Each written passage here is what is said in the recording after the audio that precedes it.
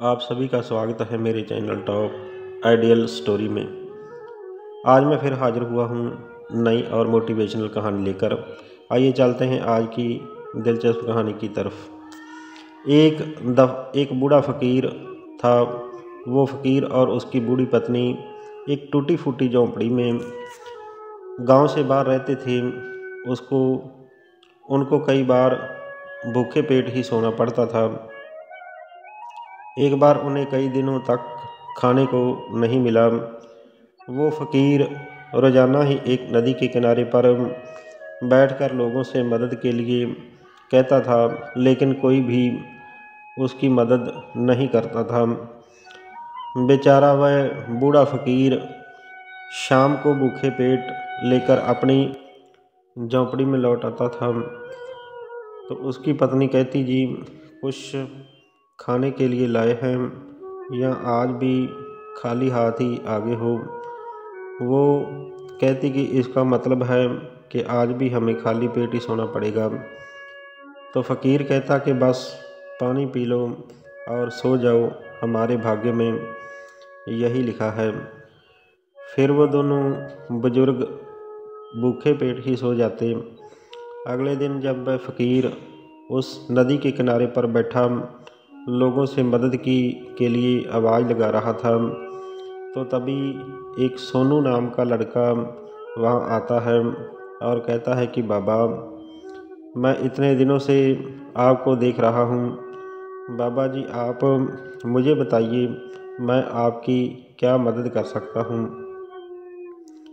वो फ़कीर कहने लगा कि बेटा, यहाँ के लोग तंग सोच के हैं, इसलिए कोई भी मेरी मदद नहीं कर रहा है। इसीलिए तो हम कई दिनों से खाली पेट सो रहे हैं। बाबा जी, आप बिल्कुल भी ठीक कह रहे हैं। यहाँ के लोग छोटे और धोखेबाज लोगों को पसंद करते हैं। बाबा जी, आप चिंता ना करें, मेरे साथ चलिए, मैं आपको दिखाता हूँ कि इन झूठे लोगों से पैसे कैसे निकलवाए जाते हैं। फ़कीर कहता कि बेटा, मैं आपकी बात समझ नहीं पाया। बाबा जी, आप मेरे साथ चलो, आपको सब समझ में आ जाएगा। बस आप मज़े से बैठकर तमाशा देखना।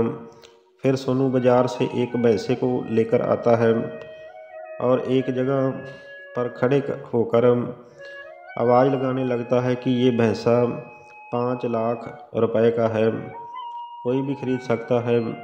सोनू की आवाज़ सुनकर एक राजा का वजीर उसके पास आता है। भाई, तू पागल तो नहीं है कि 10 लाख रुपए में ये भैंसा बेच रहे हो। सोनू कहने लगा कि भाई, ये कोई आम भैंसा नहीं है। वजीर कहता है कि इस भैंसे में क्या खास है। सोनू कहता है कि मेरा दिमाग ख़राब मत करो, अगर लेना है तो लो, वरना यहाँ से चले जाओ। फ़कीर कहता है कि तुम लोगों से धोखा कर रहे हो, मैं अभी बादशाह सलामत को बुलाकर लाता हूँ, लोगों को पागल बना रहे हो। ये कहकर वजीर वहाँ से चला जाता है और सोनू फिर आवाज़ लगाने लगता है कि भैंसा 5 लाख रुपए का, भैंसा 5 लाख रुपए का, ये ऑफ़र सिर्फ अभी के लिए है। वह वजीर बादशाह सलामत के पास आता है। तभी राजा उससे कहता है कि कहो वजीर, क्या परेशानी है। वजीर ने कहा कि बादशाह सलामत, एक लड़का लोगों के साथ धोखा कर रहा है। वजीर, ये तुम क्या कह रहे हो। हमें अपने कानों पर यकीन नहीं हो रहा। हमारी सल्तनत में हमारे लोगों के साथ धोखा हुआ है। कौन कर रहा है। बादशाह सलामत, एक लड़का बाज़ार में 5 लाख रुपए का एक भैंसा बेच रहा है।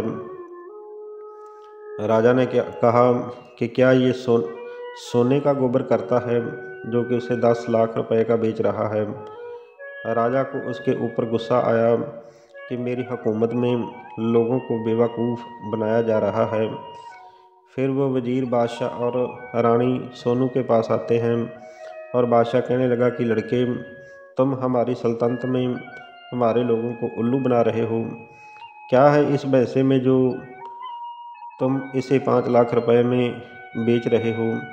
सोनू कहने लगा कि बादशाह सलामत, ये कोई आम भैंसा नहीं है, इसके बहुत फ़ायदे हैं। राजा कहता है कि क्या फ़ायदा है? सोनू कहता है कि बादशाह सलामत, जो भी इसके ऊपर बैठता है उसे तीनों लोग नज़र आने लगते हैं। लड़के, अगर तुम सच्चे हुए तो हम तुमसे ये भैंसा 10 लाख रुपए में ख़रीद लेंगे। बादशाह सलामत, आप इस पर बैठकर इसे चेक करें, लेकिन एक शर्त है। बादशाह सलामत, तीनों लोग उसी को दिखाई देंगे जो कि मन का सच्चा, ईमानदार और एक नेक दिल इंसान होगा। उसे ही तीनों लोग नज़र आएंगे, झूठे और बेईमान को नज़र नहीं आएंगे। राजा ने कहा कि ठीक है, तो वजीर साहब तुम इसके ऊपर बैठो, अभी तुम्हारी ईमानदारी का पता चल जाएगा। बादशाह सलामत, मैं इस भैंसे पर बैठकर देखता हूँ। वो वजीर भैंसे के ऊपर बैठ जाता है, लेकिन उसे कुछ भी नज़र नहीं आता है।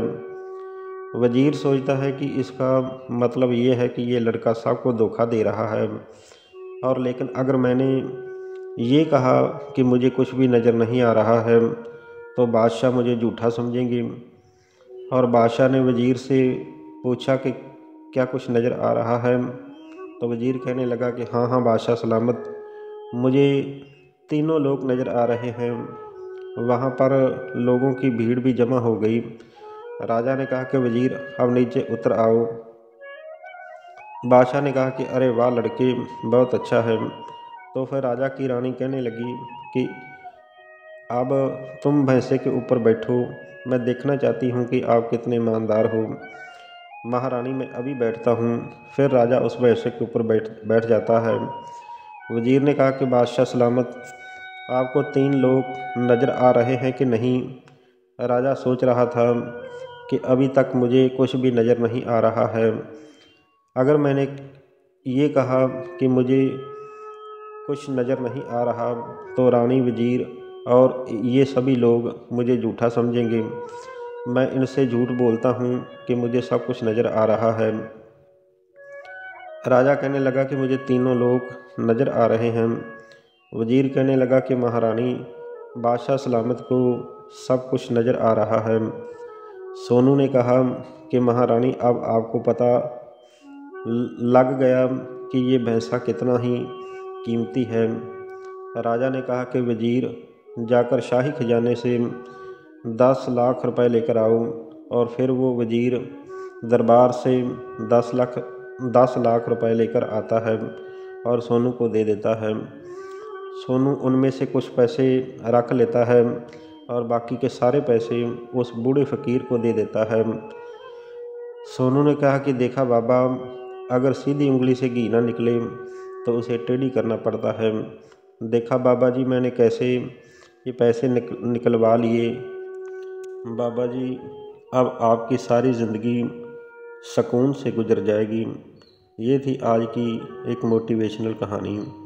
इस कहानी से हमें ये सीख मिलती है कि दुनिया में कोई भी इंसान किसी मजबूर इंसान की मदद करने के लिए तैयार नहीं है, लेकिन गलत कामों में लोग कितना भी पैसा गवा देते हैं। इसलिए जब सीधी उंगली से घी ना निकले तो उसे टेढ़ी करना पड़ता है। जैसे कि सोनू ने फ़कीर बाबा को दिखाया कि लोग वहम और पखंड के पीछे भेड़ बकरियों की तरह चलने लगते हैं। कैसी लगी ये कहानी? कमेंट बॉक्स में प्यारा सा कमेंट करके इस कहानी के बारे में अपनी राय ज़रूर बताना। और अगर ये कहानी अच्छी लगी हो तो मेरे चैनल को लाइक, शेयर और सब्सक्राइब ज़रूर कर देना। आप सभी का बहुत बहुत धन्यवाद।